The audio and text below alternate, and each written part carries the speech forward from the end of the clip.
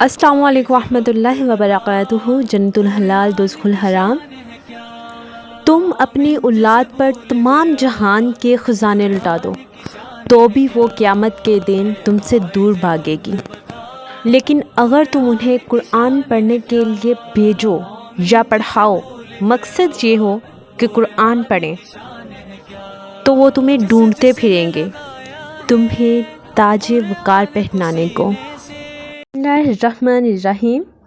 आज हम तख्ती नंबर 7 स्टार्ट करते हैं, जो कि खड़ी ज़ेर, खड़ी ज़बर और उल्टा पेश है।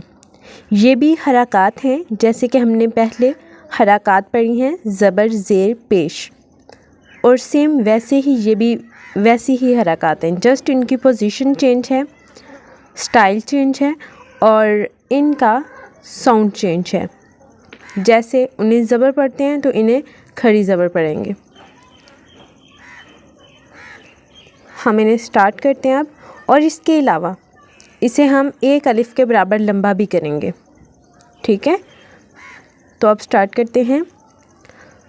बा खड़ी ज़बर बा, बा खड़ी ज़ेर बी, बा उल्टा पेश बू, बा बी बू, या खड़ी ज़बर या खड़ी ज़ेर ये, या उल्टा पेश यू, या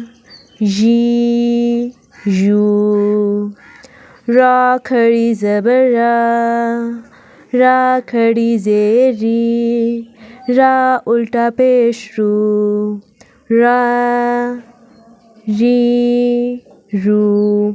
रा को जब रा के नीचे ज़ेर, खड़ी ज़ेर आ जाए या फिर दूसरी ज़ेर आ जाए तो उसे बारीक पढ़ेंगे। ऐसे ही नेक्स्ट, जैसे अलिफ़। अलिफ़ आपको पहले भी बताया गया है कि ये खाली होता है, अगर इसके ऊपर कोई हरकत आ जाए तो उसे हम फिर हमज़ा पढ़ेंगे, वो हमज़ा हो जाता है। हमज़ा खड़ी ज़बर आ, हमज़ा खड़ी ज़ेर ई, हमज़ा उल्टा पेश ऊ, आ ई ऊ। वाओ खड़ी ज़बर वाओ खड़ी ज़ेर वी, वाओ उल्टा पेश वू, वा वी वू।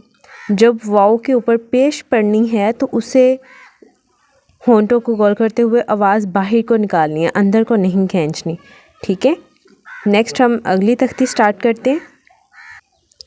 तख्ती नंबर 8 मद्दोलेन। जैसे कि हमने पहले 4 क्वेश्चन याद किए थे। कलकला मद्दा, हरूफ मद्दा कितने थे? 3, अलिफ, वाव, या। सवाल ये है कि अलिफ, वाव और या पर मद कैसी होती है।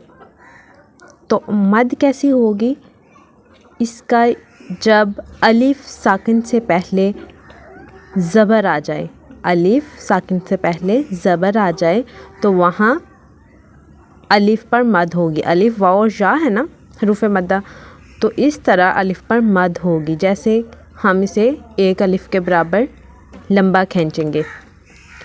बा ज़बर अलिफ बा। ऐसे ही नेक्स्ट वाव। वाव पर मद कैसे होती है? वाव से पहले, जब वाव साकिन से पहले जब पेश आ जाए तो यहाँ वाव मद्दा होगी। हम इसे पढ़ेंगे बा पेश वाव बू। ऐसे ही नेक्स्ट याय मद्दा। याय मद्दा कैसी होगी? जब या साकिन से पहले ज़ेर आ जाए, जब या साकिन से पहले ज़ेर आ जाए तो यहाँ याय मद्दा होगी। बा ज़ेर या बी, बा बू बी। ता ज़बर अलिफ ता पेश वाव तू, ता ज़ेर या ती, ता तू ती। नेक्स्ट आपने इस मशक को सारी को ऐसे ही पढ़ना है जैसे कि मैंने पढ़ाया है। और आपको यकीनन पता चल गया होगा कि अलिफ वाव और या मद्दा कैसी होती है। ठीक है।